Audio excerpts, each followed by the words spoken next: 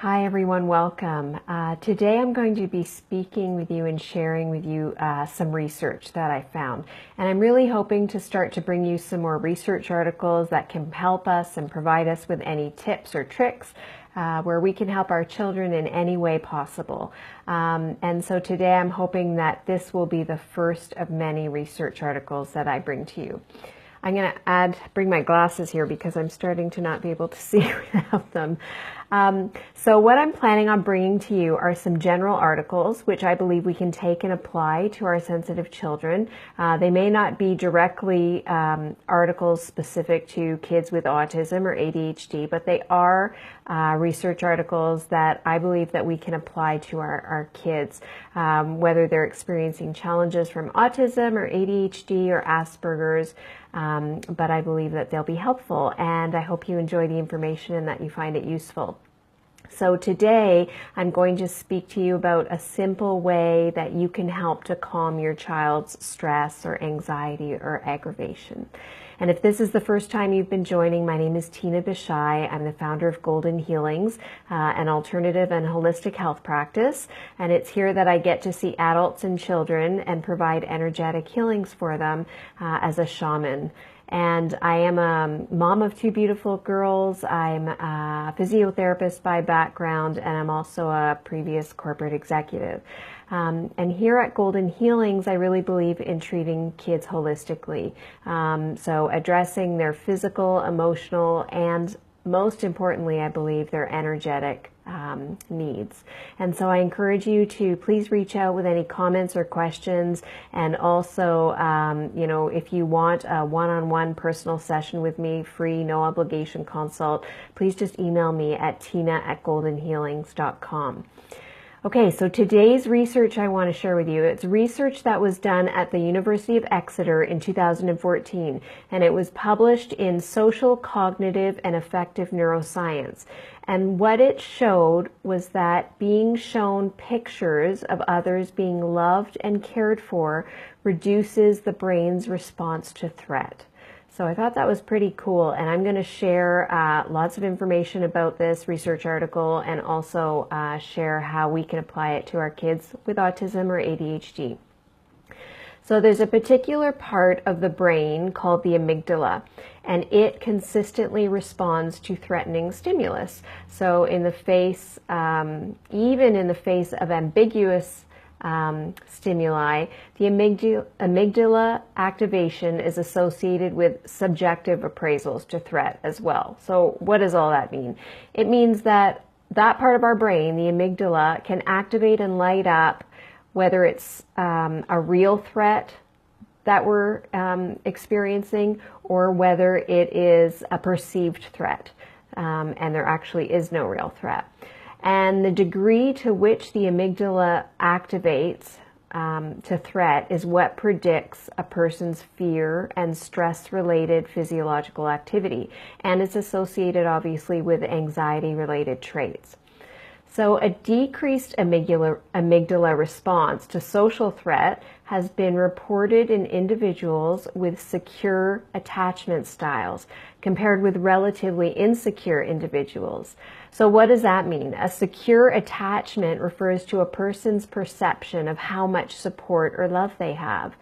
And attachment security is regarded as being obviously vital for anyone in terms of being resilient to stress.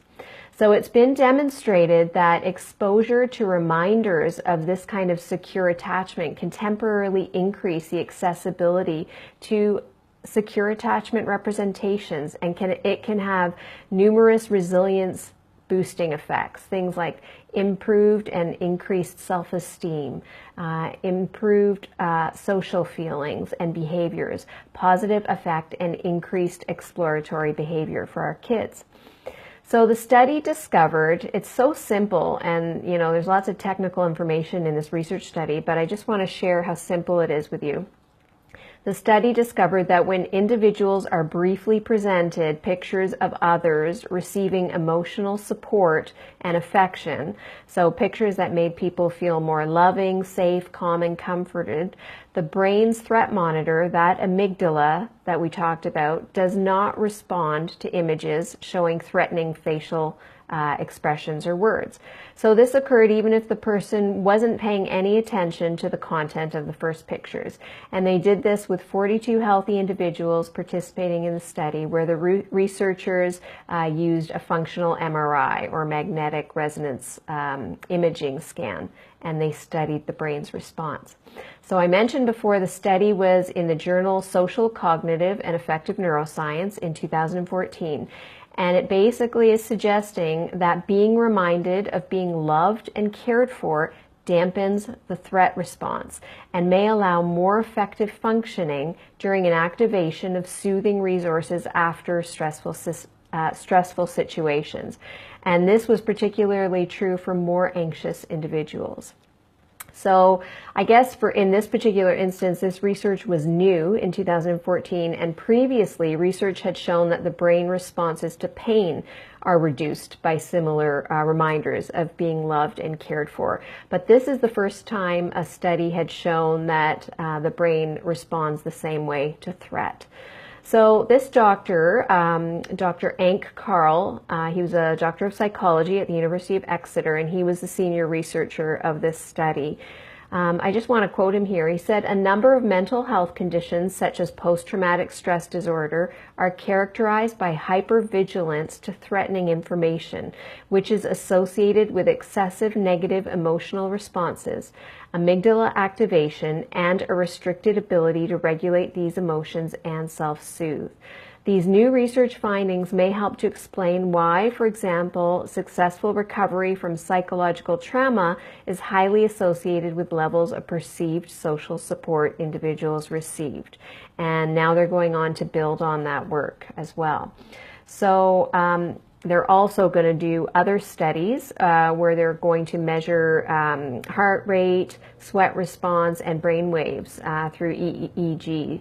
And they're going to measure those responses to understand the related mechanisms in different populations, such as highly self-critical individuals or individuals with depression and survivors of psychological trauma, such as severe car accidents, assaults, and natural disasters.